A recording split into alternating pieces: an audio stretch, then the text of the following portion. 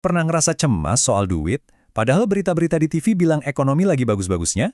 Kalau iya, Anda nggak sendirian. Yuk kita coba bedah bareng-bareng apa sih yang sebenarnya terjadi dan gimana cara kita menghadapinya. Kutipan ini, wah, kayaknya kena banget ya. Rasanya familiar gitu kan?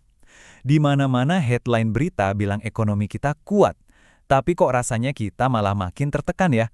Kayak makin ketinggalan nggak peduli segimanapun kerasnya kita kerja. Nah, ini dia pertanyaan besarnya. Sebenarnya apa sih yang lagi terjadi sama ekonomi kita?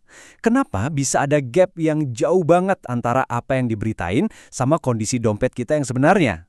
Ayo kita cari jawabannya bareng-bareng. Oke, pertama-tama, biar jelas, kita kasih nama dulu perasaan ini. Banyak ahli yang menyebutnya depresi senyap. Ini bukan krisis yang heboh dan masuk TV setiap hari. Tapi ini adalah kenyataan yang pelan-pelan, diam-diam menggerogoti kita dari dalam. Jadi, apa itu depresi senyap? Gampangnya gini deh, kualitas hidup kita rasanya makin turun. Gaji kayaknya nggak pernah bisa ngejar kenaikan harga-harga. Terus, utang itu bukan lagi pilihan buat beli barang mewah, tapi udah jadi satu-satunya cara buat bertahan hidup, buat beli kebutuhan pokok. Nah, ini krisis yang terjadi di balik panggung, nggak kedengeran suaranya. Nah, sekarang coba deh lihat data ini. Ini benar-benar bikin melotot kan? Kita bandingin biaya hidup dari tahun 1985 sampai 2022. Dan ini udah disesuaikan sama inflasi loh. Lihat deh, sewa rumah, biaya kesehatan, penitipan anak, semuanya meroket. Gila, biaya pensiun aja naiknya sampai 60%. Jadi kalau Anda ngerasa, kok hidup makin susah ya? Itu bukan cuma perasaan Anda, itu fakta. Datanya ada. Terus gimana kita nutupin kekurangan ini semua? Ya, jawabannya dengan utang. Lihat aja angkanya. 4,9 triliun dolar total utang konsumen di Amerika tahun 2022. Coba bandingin sama tahun 1985 yang cuma 600 miliar dolar. Jauh banget. Ini nunjukin kalau utang itu udah bukan lagi buat maju, tapi cuma sekedar buat napas dari hari ke hari. Oke, coba kita tarik mundur waktu sedikit ya. Rasa takut yang kita alami ini, apa ini sesuatu yang baru, atau jangan-jangan dari dulu juga udah begini? Nah, sejarah mungkin punya jawabannya.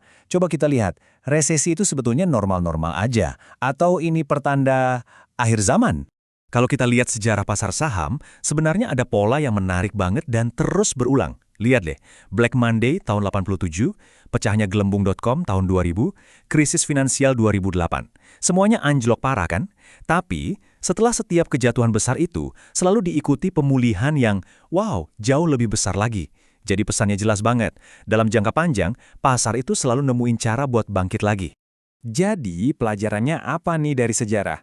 Kalau lagi ada penurunan pasar, biasa aturan mainnya tuh simpel banget. Jangan panik. Jangan ikut-ikutan jual semua aset pas semua orang lagi ketakutan. Kenapa? Karena kalau Anda sampai kelewatan 10 hari terbaik pas pasar mulai pulih, keuntungan Anda bisa kepotong lebih dari separuh. Jadi ingat, yang penting itu bukan jago nebak kapan pasar naik turun, tapi berapa lama kita bertahan di dalam pasar. Nah, tapi ada satu tapi yang besar. Gimana kalau kali ini beda? Ini nih pertanyaan yang mungkin bikin kita semua nggak bisa tidur nyenyak, kan? Sejarah emang bisa bikin tenang, tapi gimana kalau yang bakal datang ini bukan cuma resesi biasa?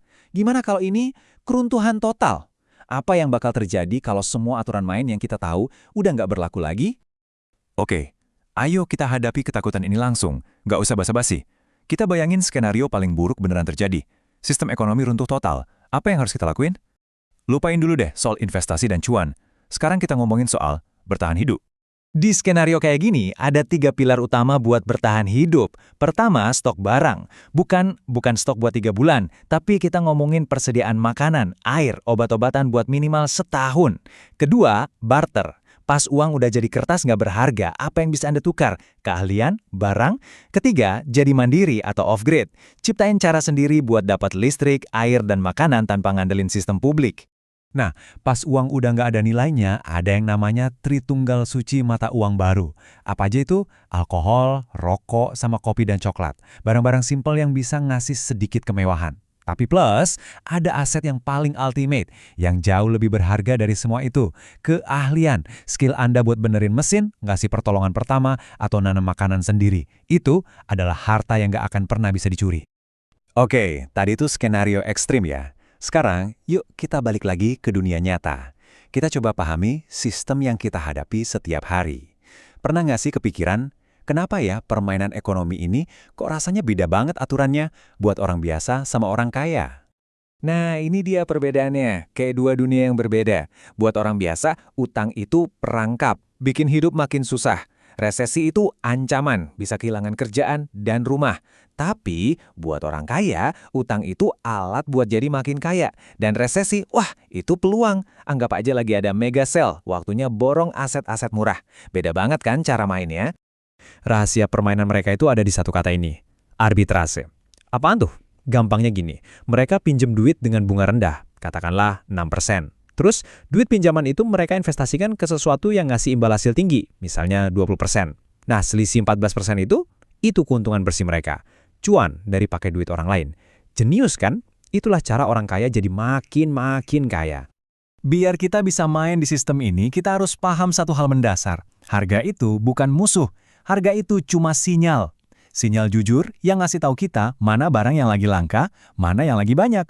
Ada cerita menarik nih, pas Margaret Thatcher ditanya pemimpin Soviet, gimana caranya Inggris bisa ngasih makan semua warganya?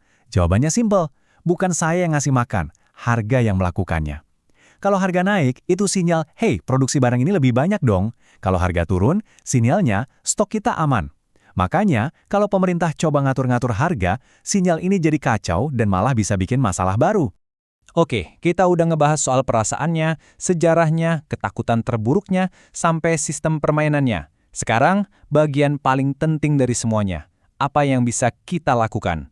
Udah cukup pasrahnya, sekarang waktunya kita bikin siasat keuangan kita sendiri.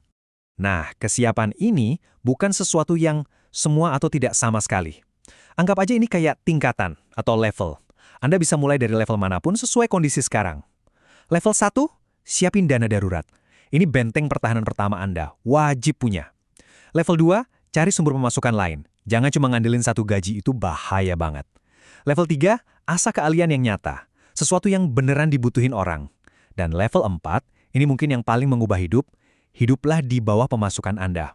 Ini bukan soal jadi pelit ya, tapi soal punya kontrol. Kontrol atas hidup dan keuangan Anda sendiri. Oke, sebagai penutup, saya mau kasih satu pertanyaan buat Anda renungkan. Kita udah ngobrolin banyak hal, soal uang tunai, soal skill, soal barang-barang buat barter. Tapi, di tengah dunia yang makin gak bisa ditebak ini, menurut Anda, apa sih aset yang paling berharga yang Anda miliki? Jawabannya mungkin beda buat setiap dari kita. Coba pikirkan baik-baik.